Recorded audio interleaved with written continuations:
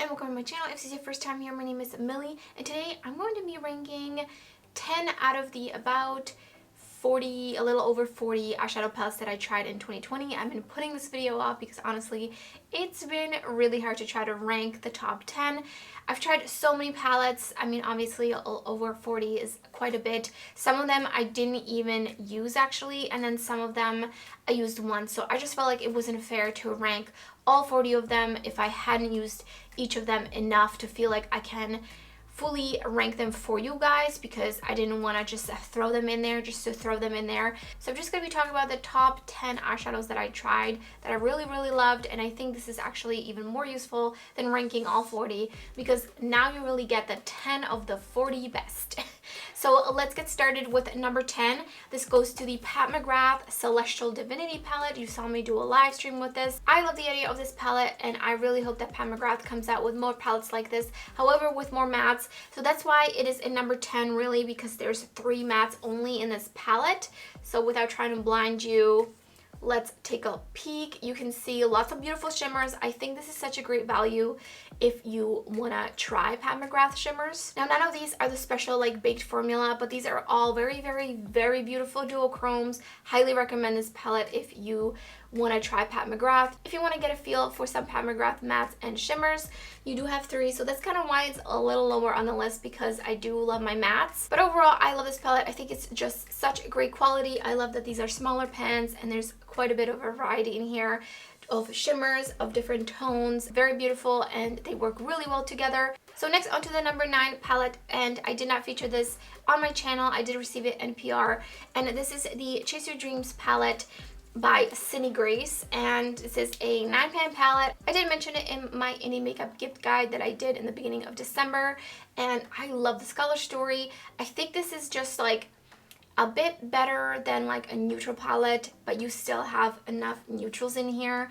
And I talked about this one in the other video. Enjoy the Journey is just such a stunning matte. It's like very deep plum shade. It's just absolutely stunning. The shimmers, of course, Cinegrace shimmers are some of the best shimmers out there in my opinion. They're super metallic, very creamy, and they don't need any help. You don't need to use any sort of special brush. They just come on. Don't need to wet the brush. They're absolutely amazing. So that's why this palette is number 9, because the quality is amazing. I think this is a really beautiful color story that you have a little bit of everything. So on to number 8. This one might shock you. It's the Huda Beauty Naughty palette, and this one I almost didn't buy because I was laughing at this, what looked like basically some sort of a like petri dish shade, which is slippery down in the corner, and I actually mixed it. I have a video doing multiple looks with this palette, and I show you how I mix the shade. So if you're interested in seeing that, I will link it down in the description box. But I actually really enjoy this palette. It has so much depth. This is a beautiful addition to the Huda Beauty New Nudes palette, because that one doesn't have much depth. It's very light leaning. So this one is stunning. The shimmers, of course, I love the different textures in here. Very stunning shimmers. I had so much fun with this, and I think this is just a great neutral palette to have for one and done looks, as well as for more smoky looks. So I love this. I love the quality. The only reason it is a little lower on the list is because it is a neutral palette, and if you can't tell, I love my color. So speaking of color, actually, number 7 goes to the Creepy Cute palette by Shroud Cosmetics, previously Strobe Cosmetics, which is why it says Strobe Cosmetics on here. And this one is not new. It didn't release in 2020. I think it released in 2019, but it was not until 2020 that I finally decided to get it after hearing just so many positive reviews on this palette. I really wanted to try it out for myself. So in case you haven't seen it, if I could open it, that'd be great. This is what it looks like on the inside. I don't know why this is a smaller palette. It's harder for me to hold. But anyways, you have some beautiful pastel options, as well as a gray and a black. I do gotta say though, I'm not the biggest fan of the purple. I feel like sometimes it just kind of disappears. But overall, this formula is stunning, absolutely stunning. This is probably one of the best pastel formulas I've ever tried, and I will be doing a ranking video at some point of some pastels that I've tried of different formulas. But without spoiling too much, I really love this formula. Obviously, there's not as many pastels as another palette that I'm going to be talking about a little later on in the video, but I love this formula. Beautiful, blendable, just absolutely stunning. I'm really happy that I ended up getting this palette. Next up is the Beauty Bay Book of Magic palette. This color story is just absolutely stunning. I mean, look at it. This is pretty much a dream palette for me. Like if I was to make an eyeshadow palette, this is pretty much probably what I would come out with. I would probably throw in some pinks and stuff in there too. But this is just a gorgeous. I did do a live stream with this and I've used this off camera as well. And I did run into some issues here and there with some of the mattes because they are like a thin formula, but they're very pigmented. I just love this overall. I think for the price, this is a beautiful purple and blue palette with some neutrals. And of course, one of the most important things to me is to be able to deepen up a look, and there's plenty of deepening up shades in this palette, so that's why it is ranking at number 6. And the shimmers are absolutely beautiful. They're very, very slick, very sparkly. I love it. I'm actually really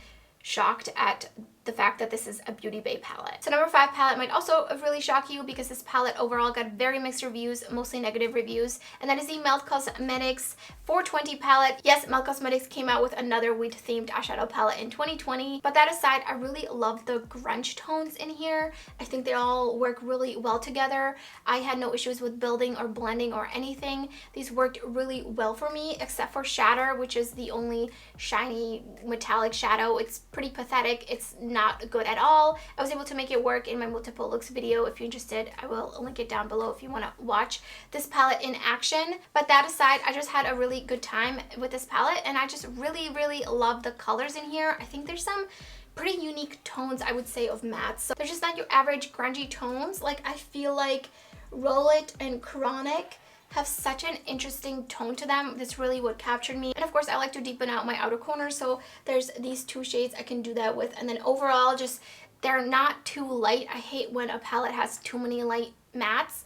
So I love me a predominantly matte palette, especially grungy palette, which is why it's ranked in number 5. So palette number 4, we're getting down to the final countdown, and this will go to another Cinegrace palette. This is the Tiny Marvels palette that was in collaboration with Mel Thompson and Cinegrace. I did get this in PR. I did a multiple looks video with this. I did also some other looks, and they're posted on my Instagram, so make sure you follow me on Instagram. And you know, I said I love my colors, but I also love when there's colors mixed with neutrals because I don't always have to go for a colorful look. So I love this, and this is a great like neutral with the pops of pastel in here. I did a bunch of looks. I just felt so inspired by this color story. The shimmers, of course, are just buttery and beautiful and shimmery and shiny.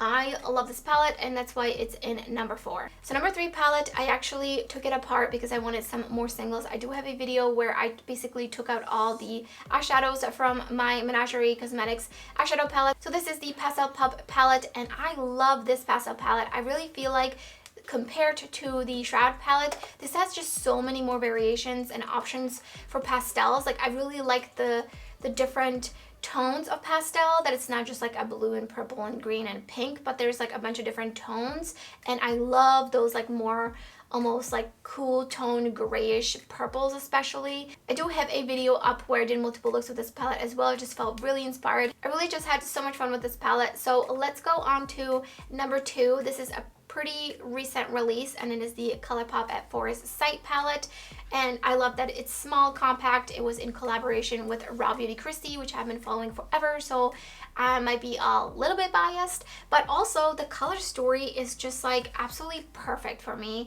I love this. This is definitely like subculture vibes. I did do a live stream with this, and I did compare it to the subculture like with swatches. It is pretty similar but different enough, and I think I prefer this formula. I feel like this is maybe a little bit easier to work with.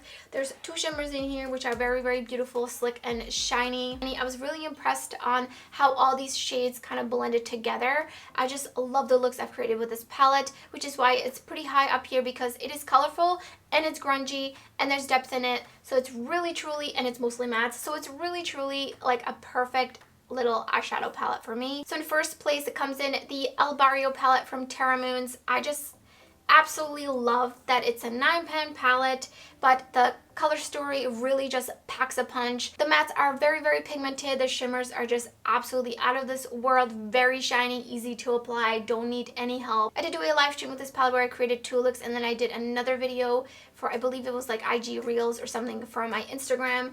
I just felt so inspired when I did get this, and when I first saw it released, I was like, this has to be mine. It's just a perfectly curated color story for a 9-pan palette, and I will definitely be featuring this palette more on my channel in 2021, so stay tuned tuned if you're interested. If you have this palette and you want to see more looks, it's definitely coming because I love this palette so much. So those are the top 10 eyeshadow palettes that I tried out of the 40 plus. These are the ones that just really stood out to me, and I just wanted to keep reaching for them time and time again since I got them. Let me know in the comments below, what are your top 5, 3, 10, whatever eyeshadow palettes that you tried in 2020. I would love to hear your thoughts. And if you enjoyed the video, don't forget to give it a thumbs up. And if you're new to my channel, I would love it if you subscribe. There's so much indie makeup, as well as lots of sparkly, shiny, and shifty eyeshadows. So that's everything for this video. Thank you so much for watching, and I hope to see you next time.